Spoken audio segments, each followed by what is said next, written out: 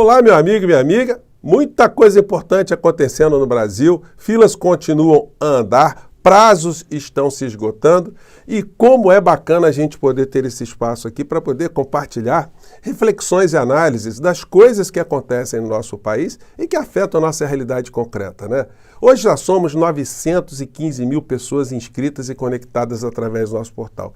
Quero agradecer a cada um de vocês que ajudam que o nosso portal seja cada vez mais conhecido e eu me sinto especialmente gratificado porque cada vez que eu abro aqui o nosso portal e vejo que o número de inscrições está subindo, é como se essas pessoas, como vocês aqui, me recebessem todos os dias para bater um papo.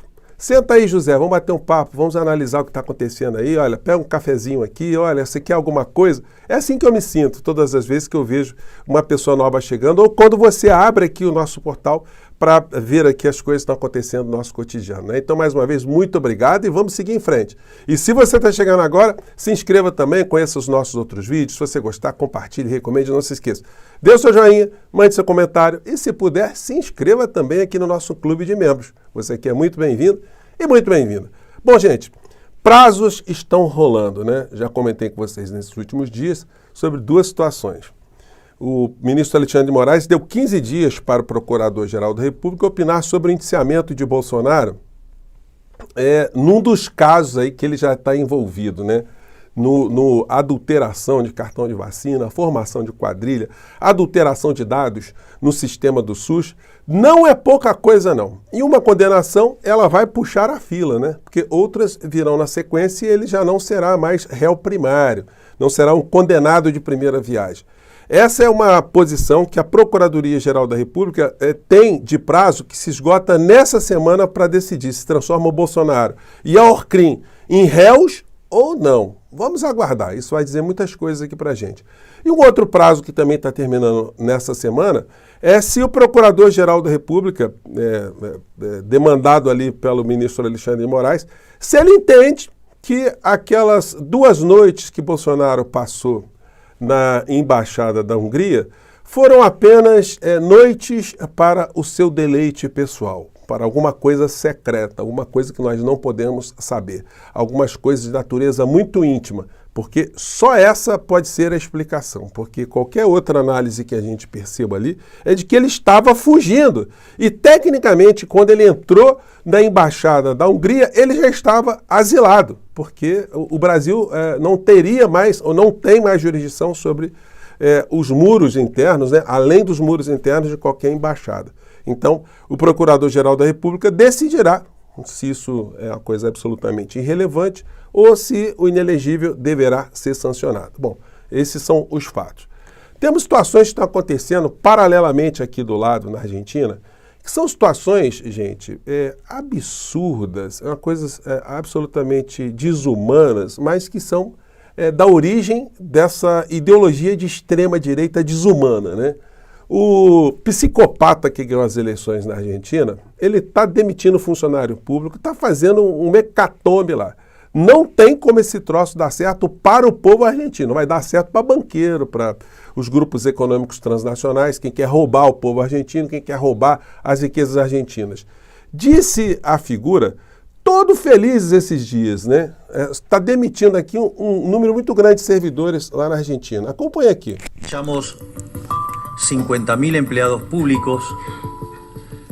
Demitimos, né, 50 mil servidores públicos. No solo eso, sino que además se dieron de baja contratos y fíjense que ahora están cayendo más contratos y van a caer 70.000 contratos.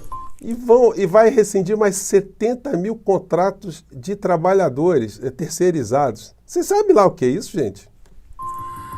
Además, eliminamos 200.000 programas sociales entregados. Eles odeiam programas sociais, né? Então 200 mil programas sociais foram dinamitados lá com o pretexto que estavam sendo entregues irregularmente. De maneira irregular, estávamos perfectamente y absolutamente convencidos de llevar adelante un ajuste fiscal. Ele está convencido que levar o ajuste fiscal adiante, né? Porque eliminamos la obra pública de Cuajo, algo de lo cual estoy profundamente orgulloso, siendo que Eliminou todas as obras públicas, o que está fazendo ele que fique muito orgulhoso. Então, paralisação de obras de escolas, hospitais, rodovias, enfim, de infraestrutura, né?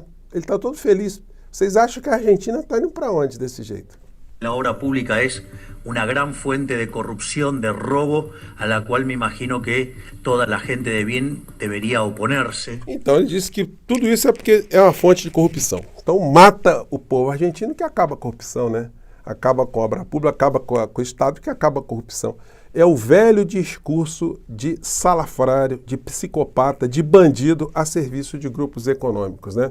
A gente teve aqui a figura do Paulo Guedes, que de um modo diferente fazia a mesma coisa, né? Isso aí para servir de alerta para todos nós, como nós temos que estar cada vez mais atuantes e militantes para que a democracia aqui no nosso país não recue. O governo Lula tem uma série de problemas, tem uma série de demandas, tem uma série de carências, tem uma série de promessas que precisam ser cumpridas também. E todos esses defeitos, na hora H, a gente acaba tendo que relevar, porque o abismo que está do outro lado é gigantesco. Mas dentro do nosso campo a gente tem que continuar também empurrando o governo para frente, colocando nossas críticas, mas com olho nesses psicopatas aí que estão doidinhos para criarem mais tumulto em todos os cantos e principalmente aqui no Brasil. O daqui do Brasil, o inelegível, né? O covardão, ele continua postando vídeos na internet achando que isso vai fazer com que o Poder Judiciário pegue leve com ele, né? Ledo engano, ontem ele fez aquela bravata, né? Vazou que ele disse que ia dar tiro, e que ele jamais seria preso, mas o que ele diz não se escreve, é só aquilo que se chama apito de cachorro, para estimular as pessoas mais insanas da sua seita a terem um comportamento cada vez mais agressivo, né? Mas na hora que a onça for beber água, ele vai ordeiramente para a cadeia, disso eu não tenho a menor dúvida. É só a gente acompanhar os acontecimentos dessa semana que vão sinalizar já algumas coisas muito importantes para a gente, né? Bom, coluna da Andréa Sadi, falando do governo Lula. Governo foca em estancar polêmicas de Lula e quer entregas boas para todo mundo para reverter reprovação. Olha só fazer entregas de bons programas, se esses programas também não chegam e não são debatidos e não alcançam a massa da sociedade brasileira, sobre a sua importância, eles acabam tendo efeito nulo, né? Porque é um grande problema, como diria o Chacrin, quem não se comunica se estrumbica. E mais do que isso, eu tenho cobrado muito aqui no nosso portal que a comunicação do governo Lula seja uma comunicação politizadora, não é fazer publicidade, botar propaganda no Jornal Nacional, botar na novela Renascer, no Big Brother. Não é essa a questão, isso não politiza absolutamente ninguém. Você está dizendo que você está cumprindo a sua obrigação de governante. A questão é muito mais além, porque os tempos hoje estão além daqueles tempos de trás. Hoje nós estamos enfrentando uma verdadeira batalha, uma guerra cultural, de gente que está querendo reescrever a história, reescrever comportamentos, reescrever a função do Estado, reescrever a função da República, misturando inclusive religião no meio dessa história toda. Isso a gente não pode ficar assistindo, batendo palma e esperar daqui a alguns anos essa gente ganhar as eleições, né? E a gente ficar tentando analisar por que foi que a gente cometeu alguns erros, né? Fazer autocrítica depois dos escombros, como na Argentina os peronistas, os progressistas estão fazendo agora, com o psicopata que chegou até o poder. Então, o que acontece lá tem que servir como um alerta permanente a todos nós aqui, e principalmente as pessoas que estão próximas do presidente Lula. Porque se ele tem algum tipo de resistência de fazer lives, de passar por todos os canais, em todas as rádios, escutar, falar, politizar sobre os temas principais, essas pessoas que estão próximas de Lula têm a obrigação de arrastar o presidente para esse tipo de batalha. Porque senão ele está gastando energia à toa. E nós todos aqui estamos fazendo papel de coniventes se a gente não levanta essas questões, né? O Fachin mantém multa de 30 mil a Nicolas Ferreira por fake news contra Lula nas eleições de 2022. Essa gente está pouco se lixando para a condenação de 30 mil reais. O enfrentamento tem que ser muito mais intenso, o combate tem que ser muito mais amplo e o governo e as forças políticas têm que estar no meio dessa história também. Porque eles vão nessas beiradas aqui, ó, eles estão tentando fazer espuma com questões de natureza pessoal, que eu sempre comentei aqui com vocês, que é a forma que eles usam para desmoralizar, descredibilizar o seu adversário político, né? escândalo envolvendo o filho do Lula. Então, enfim, tem uma história aí que o filho do Lula teria ameaçado ou agredido a sua ex-esposa, e ele está processando a mulher porque diz que essa é uma acusação infundada. Bom, vamos ter que aguardar o que a justiça vai dizer no meio dessa história. Não adianta especular agora. O que tem a ver um comportamento de um filho do presidente da República com a sua governança atual, né? Mas essa gente não tem escrúpulos. Essa é uma frente daquilo que a gente chama de batalha, guerra cultural. A outra está na mídia oficial, começa aqui. Por apoio político, o governo Lula libera a verba da saúde para cidades incapazes de fazer cirurgias. Então, o pente fino sobre o governo Lula, feito pela grande mídia, também é implacável. Ele vai ter que lidar com essa situação concreta, um parlamento que é majoritariamente conservador, de direita, de extrema direita, e com os grandes veículos de comunicação que formam uma grande base de opinião pública aqui no nosso país e que estão todos a serviço do grande capital, como na Argentina. Acabei de citar para vocês, o Milei está fazendo essas coisas na Argentina.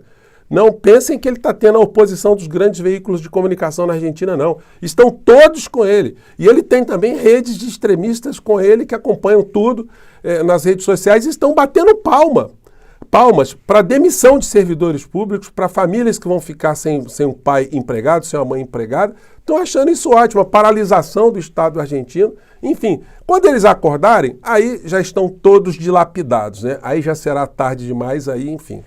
A extrema-direita terá feito aí o seu desastre total, né? Bom, aqui no Brasil, outras situações rolando paralelamente, né? O jornalão O Globo aqui, não precisa nem dizer, né? Para o Globo não precisa poder judiciário. Eles dão a sentença aqui e terminou o assunto. O editorial de hoje diz: acusação contra Moro desafia a lógica e a realidade.